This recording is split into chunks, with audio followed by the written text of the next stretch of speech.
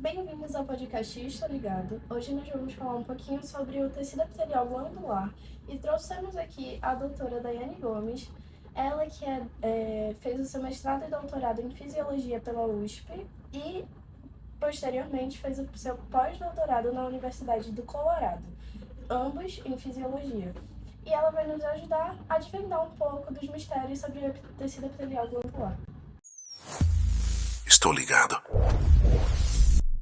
Doutora Daiane, primeiramente, bom dia. Muito obrigado por ceder o seu tempo para a gente, alunos do primeiro período.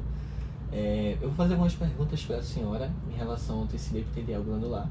E aí, eu queria que a senhora tirasse algumas dúvidas, até para a nível de conhecimento mesmo.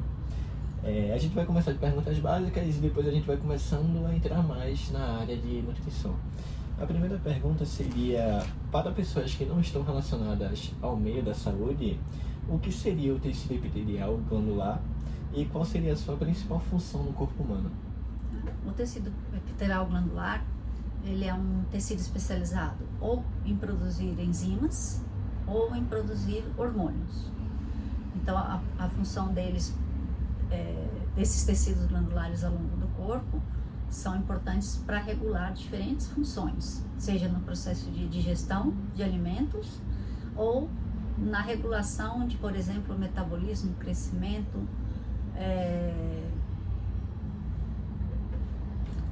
muita coisa.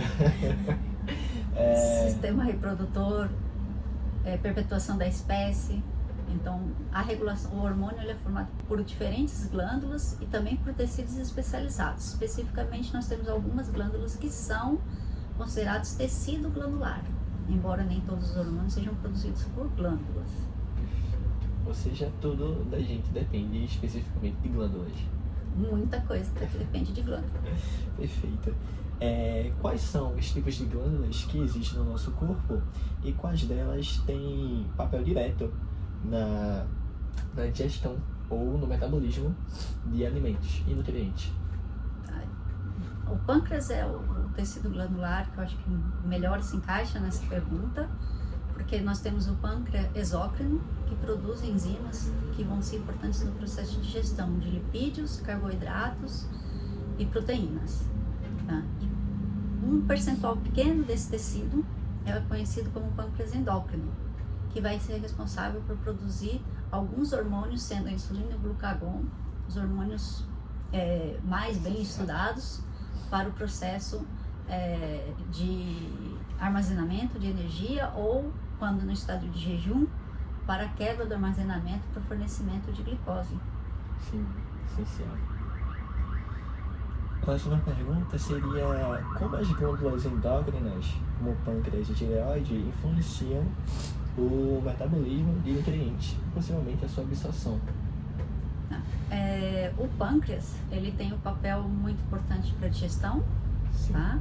Então, ele, sem digestão, a gente não tem um processo de absorção, tá? Então, os hormônios em geral não regulam muito a absorção, tá? Mas as enzimas digestivas são essenciais para o processo de quebra desses nutrientes, né? De forma que eles possam vir a ser absorvidos pelo trato gastrointestinal, na verdade pelo intestino. E uma glândula que não tenha diretamente com o processo de absorção e digestão, mas que tem a ver com esse nutriente que foi absorvido, tá? A glândula tireoide, ela produz os hormônios tireoidianos, T3, T4, que são hormônios que regulam a produção e utilização de ATP. Né? Todo organismo produz ATP a nível basal, mas quando nós precisamos sair do basal, tá? Por exemplo, quando fazemos exercício, a gente precisa de mais ATP. E para produzir ATP, eu preciso de glicose e oxigênio, mas eu preciso de glicose. E a glicose, então, ela é absorvida a partir lá da digestão dos carboidratos. Sim. Então, quando a gente tenta ligar, a gente vê que o hormônio da tireoide, ele é um hormônio que estaria à frente já depois do processo de absorção de glicose, tá? Para poder utilizar essa glicose como nossa fonte de energia, né? O ATP seria o nosso combustível, no caso do ser humano.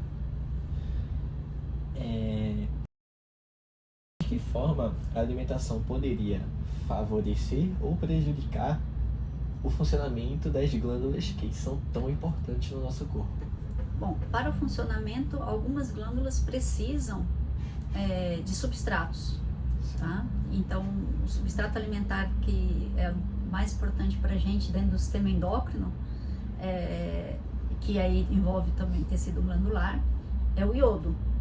O iodo ele precisa ser consumido pelo ser humano para que ele possa então ser utilizado para a síntese dos hormônios tiroidiano T3 e T4. Então, nesse aspecto, é importante consumir iodo. Tá? O excesso também de iodo é prejudicial, tá? Porque a falta de iodo leva ao hipotireoidismo, mas o excesso do consumo do iodo está ligado ao hipertireoidismo. Tá? Não é a principal causa, mas nós temos hipertireoidismo associado ao consumo excessivo de snacks, né, que são aqueles salgadinhos vendidos, e não só os salgadinhos, porque nós temos também doces. A gente também tem enlatados. Ricos em sódio, né? Apesar dele ter sabor doce, ele tem um teor de sódio muito grande. E no Brasil o sódio precisa ser iodado. Então a gente acaba consumindo muito iodo, não intencional, né? É inconsciente, e esse iodo pode levar ao hipertireoidismo. E que afetaria o funcionamento das glândulas. Que afetaria o funcionamento da tireoide especificamente. Então, a próxima pergunta seria: o excesso de quais macromoléculas podem levar a possíveis patologias endócrinas? Acho que o melhor exemplo para citarmos é o diabetes. O diabetes mellitus, que é o excesso de glicose no sangue, né, no plasma, ele hoje acomete uma população muito grande no mundo e está associado ao consumo excessivo, tá, de alimentos ricos em carboidratos e ou lipídios, né? E aí, com o consumo excessivo desses alimentos, com o tempo o organismo ele vai se tornar resistente à insulina, ou seja, apesar da pessoa ter insulina, ela não vai responder adequadamente à insulina, e aí os músculos e o tecido adiposo não irão captar a glicose. Uma vez que eles não vão captar a glicose fica no sistema circulatório, levando então à hiperglicemia. E aí nós temos vários danos no organismo causados por essa hiperglicemia descontrolada. Perfeito. Até acometendo na qualidade de vida, né? E acomete a qualidade de vida. Leva o problema da hiperglicemia, a hiperglicemia da diabetes, ela está associada a lesões, por exemplo, em regiões capilares. Então, o problema não é só ter a glicose elevada, o problema é o que essa glicose causa. Então, ela faz uma disfunção no sistema oxidativo do organismo, levando à produção de mais moléculas oxidativas que levam, por exemplo, a lesões de algumas capilares do corpo. Então, o que leva à cegueira e as lesões em membros inferiores, né? Tendo que levar à amputação dos dedos, depois do pé, depois de metade do pé, da perna. Sim. Então, nós temos lesão renal causada por moléculas que são produzidas em função da hiperglicemia. Perfeito.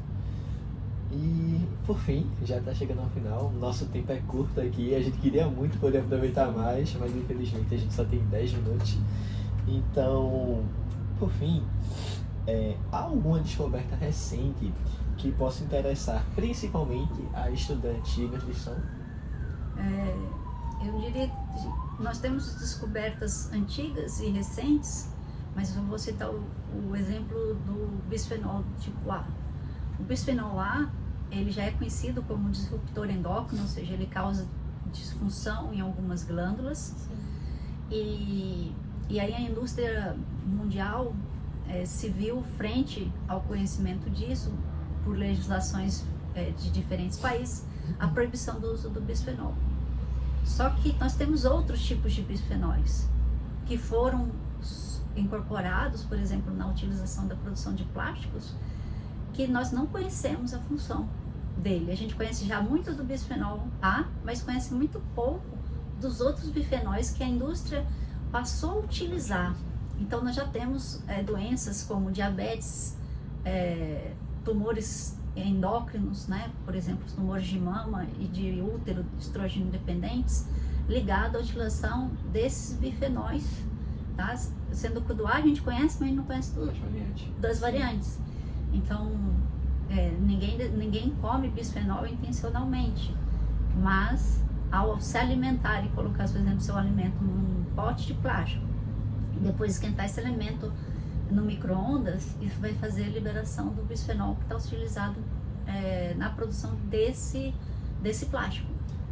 E nutrição não é apenas a parte alimentícia, mas é o que precede o alimento. Sim. É desde a plantação da semente até o armazenamento do alimento, até chegar ao consumo final e a gente ter todos os nutrientes em nosso corpo. Então, principalmente para o pessoal de UAM, eu acho que é muito importante porque, querendo ou não, pelo valor mais barato, muitas empresas usam recipientes de plástico para poder diminuir o valor. Então, de fato, é uma área a se desvendar que é muito interessante para o pessoal de nutrição. Até porque a nutrição ela é multifatorial, então todos esses fatores precisam ser Sim. ligeiramente abordados. Perfeito. Professora, muito obrigado pela sua presença. Eu que agradeço. Foi- A oportunidade é muito enriquecedora, né, de tentar unir conhecimentos da endócrino, né, de tecidos glandulares, que no caso do nosso laboratório, ele trabalha com metabolismo, né, com diabetes sendo o seu principal foco, né, e também trabalhamos com neuroendócrino. Então é um prazer poder unir isso à nutrição. Como eu disse, infelizmente a gente queria ter mais tempo para poder até passar mais conteúdo para o pessoal. Mas muito obrigado. Eu espero poder contar com as senhoras mais vezes aqui durante a graduação. Por nada, Nós o esperamos. laboratório está disponível. Obrigado.